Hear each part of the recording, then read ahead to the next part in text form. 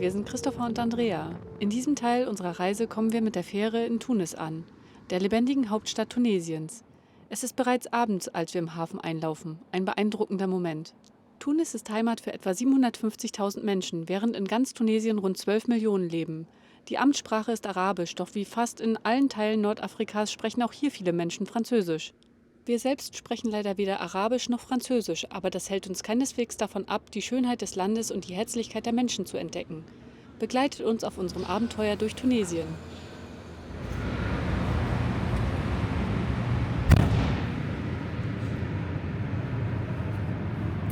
Jetzt sind wir angekommen. Also noch nicht ganz, jetzt müssen wir noch durch die ganzen Kontrollen. Ich bin gespannt, wie schnell das geht, weil die Fähre auch schon 2 Stunden zu spät angekommen ist.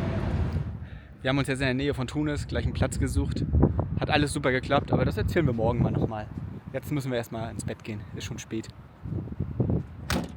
Übrigens soll der Name Tunis von Biwak oder Nachtlager abgeleitet sein. Irgendwie passend.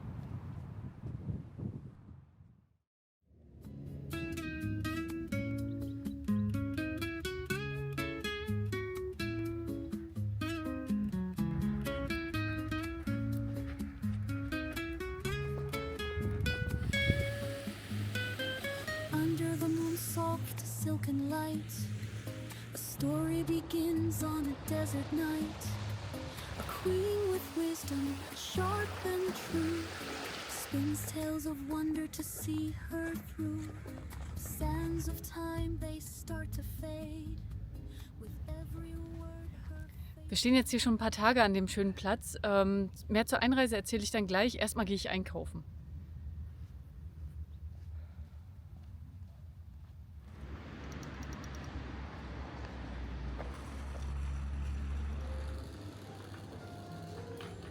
So, jetzt habe ich alles erledigt und jetzt habe ich mal ein bisschen Zeit zum Erzählen.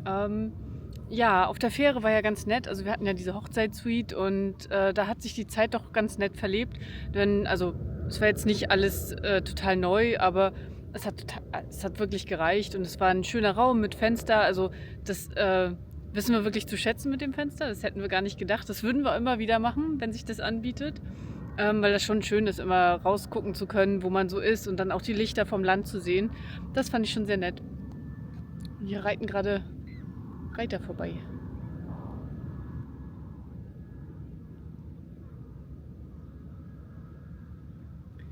Wir sind mit ein bisschen Verspätung angekommen. Also die Fähre hat ein bisschen länger gebraucht als eigentlich gedacht. Wir sind auch später losgefahren.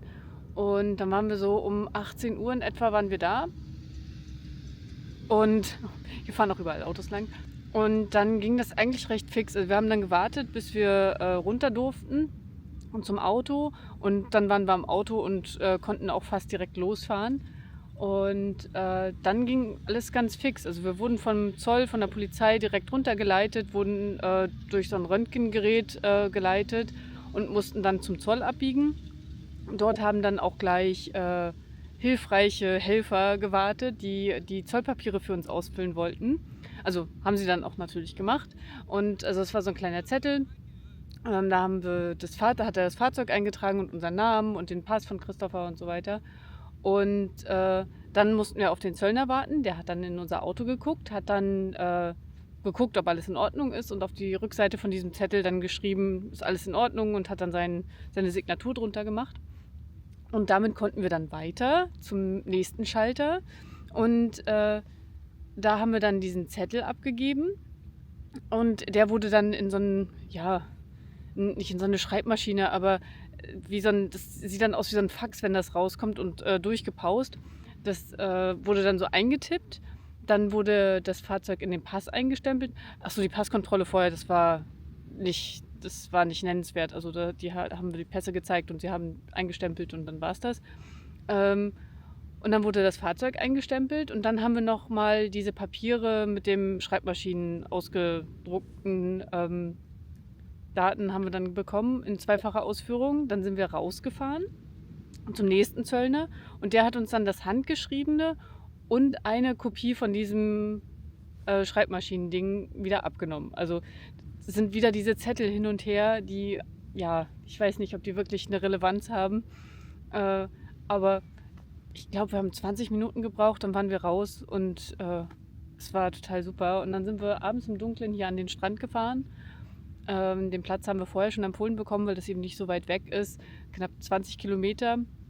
Auf dem Weg sind wir dann auch noch an der Bank vorbei. Also im Hafen haben wir das dann total vergessen. Wir wollten dann so schnell wie möglich aus dem Hafen raus und sind dann an der Bank ran. Da war dann auch gleich so ein Pförtner, der hat uns nett begrüßt und hat uns dann gezeigt, wo wir hin müssen, wenn wir Geld abholen wollen. Dann haben wir da Geld abgeholt, das ging auch alles wunderbar. Und dann sind wir hier zu dem Strand. Es war dann dunkel und zum Glück haben wir genug Scheinwerfer und konnten ein bisschen den Weg leuchten und haben hier einen richtig schönen Platz gefunden. Und hier stehen wir jetzt auch schon 2-3 Tage. Und die anderen, mit denen wir auf der Fähre waren, die stehen ein bisschen weiter hinten. Und ja, hier ist echt schön und ruhig. Also tagsüber sind hier viele Leute, die fahren hier auch alle an den Strand und ein paar Paraglider sind auch hier. Und die Leute genießen das halt auch. Angler sind hier und wir genießen es hier auch gerade so ein bisschen. Christopher ist leider gerade ein bisschen krank, deshalb hat der gerade nicht so viel davon. Aber ich war heute schon schön baden und dann eben wieder einkaufen. Also das ist schon ganz schön. Also bis jetzt gefällt uns das sehr gut hier. Endless tales, the evening grows. A world of wonder, secret found. Eternal love, here and now.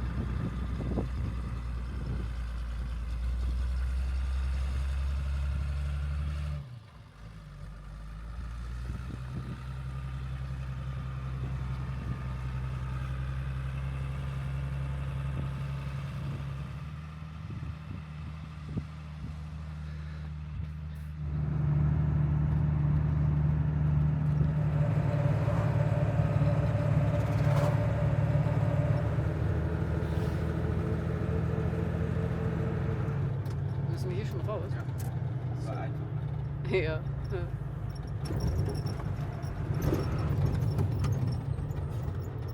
Das ist eine Baustelle. So, davor musst du auch rechts, glaube ich.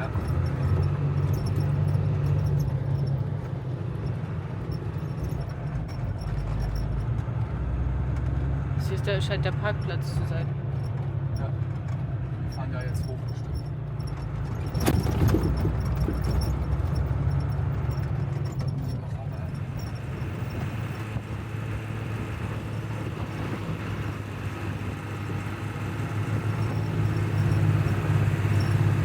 Aber Vielleicht sieht es aus, als wenn man mal flüchtet. ja, ich möchte hier nicht stehen.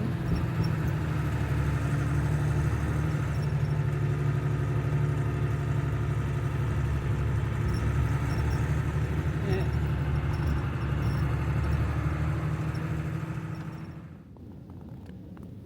Wir konnten jetzt ja noch gar nicht so viel zeigen, weil wir ja von so einer kleinen Krankheitswelle heimgesucht werden. Jetzt geht es mir wieder besser, jetzt schwächelt Andrea.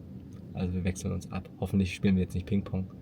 Und wir sind jetzt aber weitergefahren, weil wir standen halt 4 Tage schon an diesem anderen Strand. Und ja, ist einfach für unser Gefühl wahrscheinlich, wir mögen das halt lieber dann ab und zu mal den Ort zu wechseln. Und deshalb sind wir jetzt halt weiter gedüst. Und hier ist eigentlich so ein Kitespot, hatte ich gelesen. Also es wäre jetzt heute auch windig, also ja, ich hätte schon irgendwie Lust, aber die Vernunft hält mich natürlich jetzt hier so ein bisschen, dass ich jetzt noch nicht rausgehen sollte, weil gestern lag ich mit Fieber noch im Bett. Aber es sieht schon ziemlich geil aus.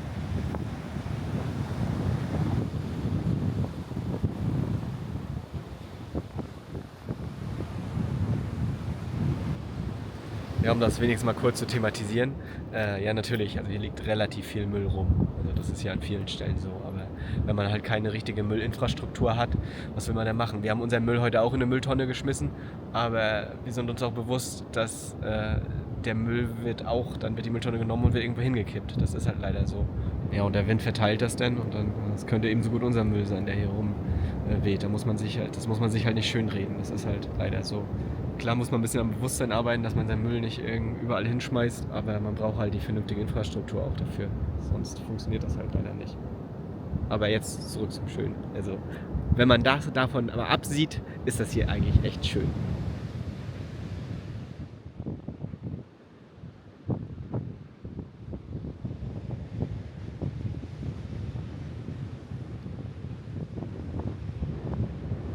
Ja, und zum Kiten oder Vollen ist natürlich richtig cool hier, weil da Flachwasserbereich ohne Welle und da kann man in die Welle. Also besser geht's gar nicht.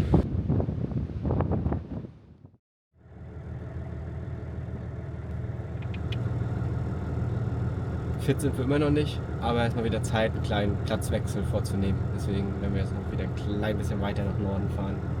Eine lustige Geschichte wollte ich noch erzählen vom Tanken gestern. Andrea war ja also ein bisschen mehr krank als ich zu dem Zeitpunkt und hat halt ein bisschen grimmig geguckt. Und als sie in den Tanken waren, hat sie einen Kaffeebecher geschenkt bekommen von Thaddeus, der so grimmig guckt. Also ich weiß nicht, ob es mit Absicht war. Also ich mutmaße, das war so ein Wink mit einem Zaunpfahl. Dass ich mal ein bisschen fröhlicher gucken. Ja. Aber ich war total überfordert. Irgendwie von der einen Seite hat einer mich auf Französisch angesprochen, auf der anderen Seite auf Arabisch und dann noch einer auf Englisch. Und war das alles total laut und ich hatte Kopfschmerzen. Und Aber meine Vorstellung finde ich besser. Ich finde es ganz lustig, dass das so ein Wink mit einem Zaunpfahl war. Hier, guck mal, ein bisschen fröhlicher. nein, die waren alle total nett. Also Gut. ich habe mich auch gefreut. Und Aber wir werden jetzt weiter.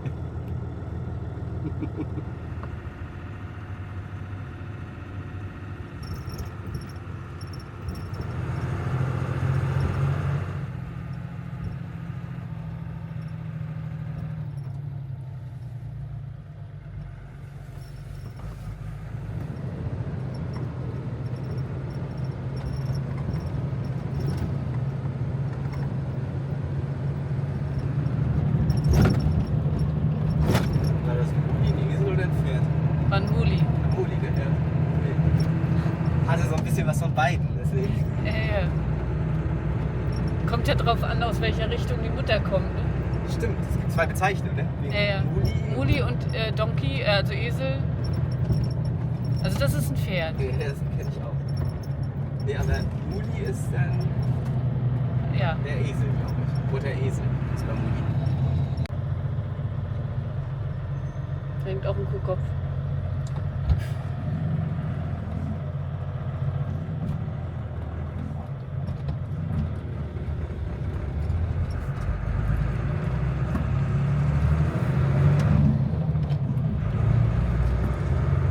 Links-Rechtsverkehr ist total egal. Das funktioniert mit Zeichensprache. Ja, herrlich.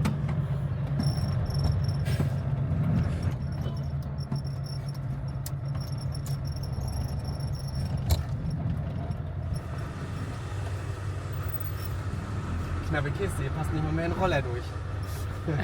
Der ist schon richtig traurig, der Rollerfahrer. Er könnte auch über den Gehweg fahren.